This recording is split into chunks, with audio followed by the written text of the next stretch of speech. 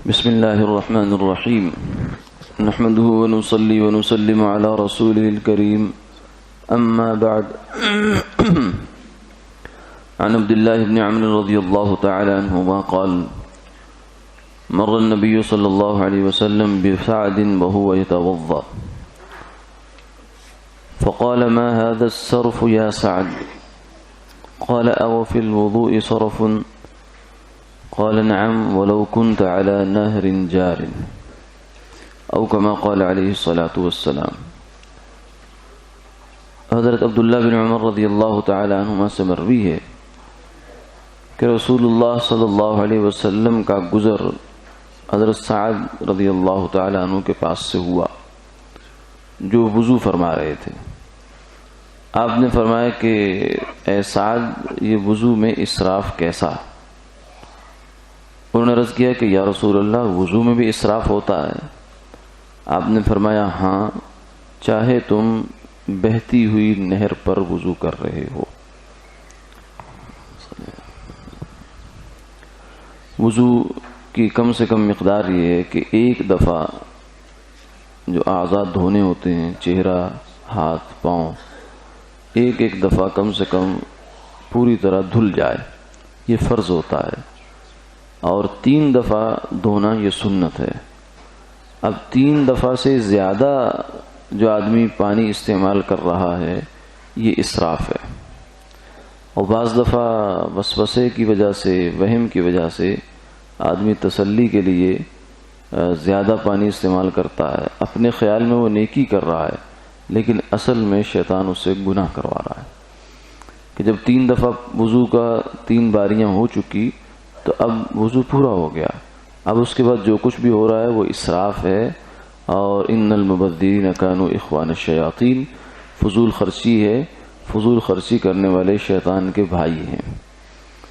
تو وضو کے بارے میں حضرت سعد کا خیال یہ تھا کہ وضو تو بڑا نیک کام ہے، عبادت ہے، تو یہ تو جتنی زیادہ ہو جائے اچھی ہے، تو اس میں جو پانی میں خرچ کر رہا ہوں جتنا زیادہ ہو جائے اچھا ہے. لیکن آپ نے فرمایا کہ نہیں، وضو میں بھی اسراف ہوتا ہے. اور ساتھ میں مزید تنبیہ کے لیے یہ فرما دیا کہ کہیں یہ نہ سمجھنا کہ اسراف اس وجہ سے ہے کہ وہ پانی ضائع چلا گیا.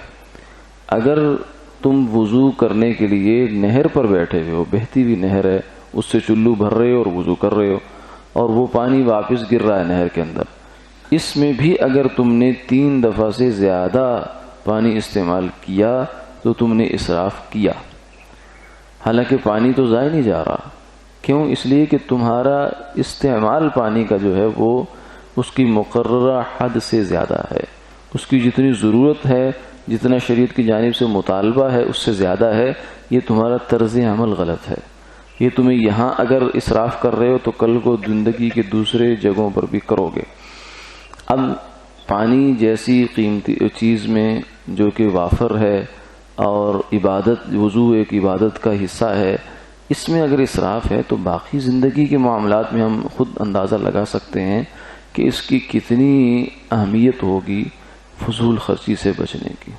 مثلا جو نعمتیں ہیں اللہ تعالیٰ کی ہمارے پاس، بجلی مثلا ایک نعمت ہے اللہ نے دی ہے. اگرچہ ہم اس کا بل دیتے ہیں لیکن یہ بل بھی ہمارے پاس اللہ کی امانت ہے.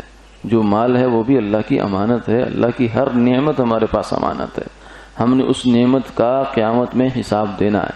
ثم لتسألن یومئذ عن النعیم، تم سے نعمتوں کے بارے میں سوال ہوگا. تو جتنی بھی نعمتیں ہیں یہ اللہ کی امانتیں ہیں جو اللہ نے ہمیں استعمال کے لیے دی ہیں، چاہے وہ پیسہ ہو، چاہے وہ وسائل زندگی ہوں. اب ہوتا یہ ہے کہ گھروں میں عملاً جو ہے دن بھر بھی بتیاں جل رہی ہوتی ہیں، پنکھے مفت میں چل رہے ہوتے ہیں، فضول چل رہے ہوتے ہیں. تو یہ فضول خرچی ہوتی ہے بے جا. یعنی جب سورج کی روشنی آ گئی اب بتی بند کر دی جائے، یا اگر ایک بتی سے کام چل رہا ہے تو ایک چلائی جائے، 2 نہ چلائی جائیں. تو یہ اس معاملے کو جو ہے وہ محتاط کرنا چاہیے. الاقتصاد فی النفقہ نصف المعیشہ.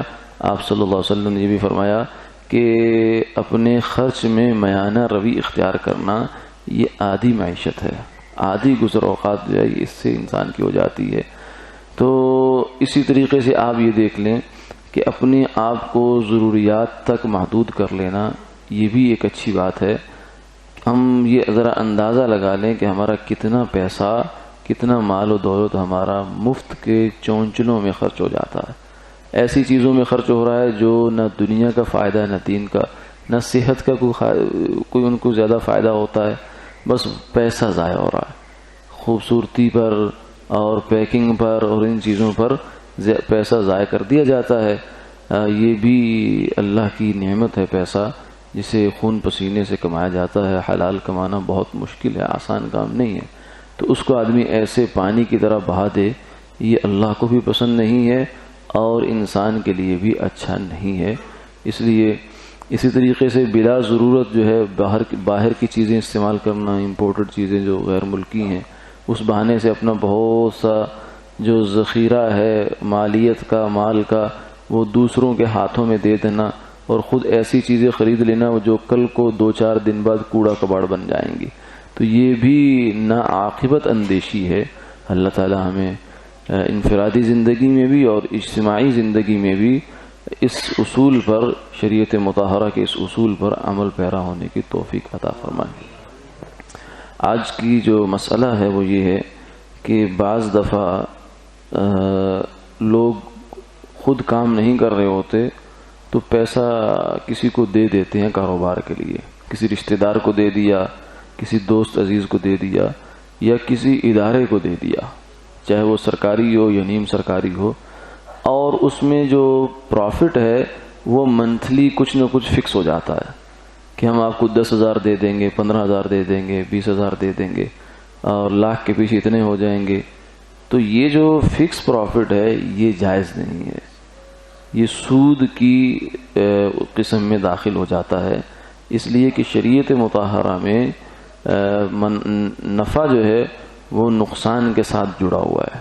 یعنی جو اصل میں انویسٹمنٹ پر، کاروبار میں نفع آئے گا، حساب کتاب ہوگا، اس حساب کتاب کے ہونے کے بعد پھر اصل میں دیکھا جائے گا کہ آپ کا کتنا نفع بنتا ہے. جو آپس میں نسبت طے کر لی جائے. نفع کے بارے میں شریعت نے کوئی پابند نہیں کیا. نفع دونوں پارٹیاں آپس میں، انویسٹر اور انویسٹمنٹ جہاں کی گئی ہے، دونوں آپس کے سمجھوتے سے کوئی بھی اس کی ریشو طے کر سکتے ہیں. لیکن نقصان جو ہے وہ بہرحال انویسٹر کو بھی اٹھانا پڑے گا اپنے مال کا، اور وہ مال کے برابر ہوگا.